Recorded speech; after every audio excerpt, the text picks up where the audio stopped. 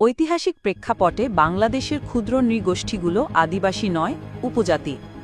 জাতিসংঘের international labour organization ILO convention ১৬৯ article ১ অনুযায়ী উপজাতিদের জন্য আলাদা সংজ্ঞায় বলা হয়েছে, একটি দেশের মূল জনগোষ্ঠী থেকে সামাজিক, অর্থনৈতিক ও সাংস্কৃতিকভাবে ভিন্নতর যারা তাদের নিজস্ব ঐতিহ্য, কৃষ্টি ও আইন দ্বারা সম্পূর্ণ বা আংশিকভাবে পরিচালিত, তাদেরকে উপজাতি বলা হয়। এখন ILOর এই সংজ্ঞাটি যদি আমরা বাংলাদেশের চাকমা, মারমা, ত্রিপুরা, সাঁওতাল ও অন্যান্য সাবস্পিসিস সমূহের সাথে বিচার করি, তাহলে পরিষ্কার বোঝা যায় তারা উপজাতি। কেননা ট্রাইব শব্দের বাংলা অর্থ উপজাতি। ILO কনভেনশন ১৬৯ আর্টিকেল ১-এ আদিবাসীদের সংজ্ঞায় বলা হয়েছে, আদিবাসী শব্দের প্রতিশব্দ হচ্ছে ইন্ডিজেনাস অথবা অ্যাবরিজিনি, যার অর্থ হচ্ছে native born and regenerating or produce naturally in country not imported, যার বাংলা প্রতিশব্দ অর্থ হচ্ছে আদিবাসী হতে হলে অভিবাসী হলে হবে না, বরং সত্যিকারভাবে একটি দেশের যারা প্রাচীনকাল থেকেই বাস করে আসছে তারা, অর্থাৎ বহিরাগত নয়। কিন্তু বাংলাদেশের এক শ্রেণীর স্বার্থন্বেষী বুদ্ধিজীবী মহল ILO কনভেনশনের আর্টিকেল ১-এ উপস্থাপিত উপজাতি সংজ্ঞায় ট্রাইবাল ডেফিনেশনটিকে সম্পূর্ণ চেপে গিয়ে শুধু ইন্ডিজেনাস পিপলস সংজ্ঞাটি উপস্থাপন করে এসব বুদ্ধিজীবী মহল বাংলাদেশের ক্ষুদ্র নৃগোষ্ঠীগুলোকে আদিবাসী হিসেবে চিহ্নিত করার চেষ্টা করছে। বাংলাদেশের ক্ষুদ্র নৃগোষ্ঠীগুলোর আদিনিবাস ভারত, মিয়ানমারেও আদিবাসী জনগোষ্ঠী হিসেবে স্বীকৃত নয়। বাংলাদেশের উপজাতীয় জনগোষ্ঠীর কেউই বাংলাদেশের শরণার্থীকাল থেকে বসবাস করছে না। তাদের সকলেই বহির্বিশ্বে, বিশেষ করে ভারত, মিয়ানমার ও চীন থেকে বাংলাদেশে প্রবেশ করেছে বিভিন্ন সময়ে। মাত্র কয়েকশো বছর পূর্বে ভারত ও মিয়ানমার থেকে তারা বাংলাদেশে প্রবেশ করেছে।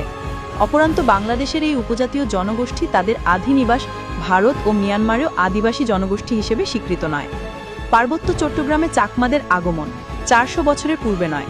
চাকমা উপজাতিটি ভারতের ত্রিপুরার চম্পকনগর থেকে বার্মার দক্ষিণাঞ্চলীয় পার্বত্য অঞ্চল আরাকানে চলে আসে ১৫০৩ খ্রিস্টাব্দে।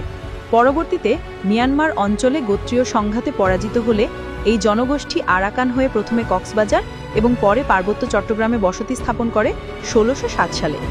এই হিসেব অনুযায়ী বর্তমান ২০২৫ সাল পর্যন্ত পার্বত্য চট্টগ্রামে চাকমাদের আগমন ৪১৮ বছরে বেশি নয়। বান্দরবনে প্রয়াত সাবেক মং রাজা মং সই প্র চৌধুরী এক টেলিভিশন সাক্ষাৎকারে বলেছেন, আমরা আদিবাসী নই।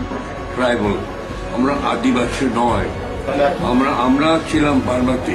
৯৪ সালে বাংলাদেশে যখন প্রথম আন্তর্জাতিক আদিবাসী দিবস উদযাপন করা হয়, তখনও খুদ PCGS-এর সভাপতি সন্তু লারমা বলেছিলেন, বাংলাদেশে কোনো আদিবাসী নাই। বিগত তত্ত্বাবধায়ক সরকারের বিশেষ উপদেষ্টা দায়িত্ব পালনকালে চাকমা সার্কেল চিফ রাজা ব্যারিস্টার দেবাশিস রায় রাষ্ট্রীয়ভাবে অফিসিয়ালি লিখেছিলেন, বাংলাদেশে কোনো আদিবাসী নাই, কিছু জনগোষ্ঠী আছে, উপজাতি। আদিবাসী ইস্যুটি বর্তমানে একটি জটিল পরিস্থিতি তৈরি করেছে। এই পরিস্থিতি মূলত পার্বত্য চট্টগ্রাম বিষয়ক মন্ত্রণালয়ের উপদেষ্টা সুপ্রদীপ চাকমার আদিবাসী স্বীকৃতি দাবি এবং ক্ষুদ্র নৃগোষ্ঠীর সাংস্কৃতিক প্রতিষ্ঠান আইন ২০১০ সংশোধন করে জাতি বৈচিত্র্য সাংস্কৃতিক প্রতিষ্ঠান অধ্যাদেশ ২০২৫ প্রস্তাবিত প্রণয়নের বিতর্কিত উদ্যোগের কারণে তৈরি হয়েছে। কিছু মানুষ এই বিতর্কটিকে একটি পরিকল্পিত ষড়যন্ত্র হিসেবে দেখছেন, যেখানে একটি বিশেষ গোষ্ঠী নিজেদের রাজনৈতিক ও অর্থনৈতিক স্বার্থ হাসিলের জন্য আদিবাসী ইস্যুকে ব্যবহার করছে। পার্বত্য উপদেষ্টার সাথে জড়িত কিছু স্বার্থন্বেষী মহল আদিবাসী স্বীকৃতির দাবির আড়ালে দেশবিরোধী কার্যকলাপ চালাচ্ছে।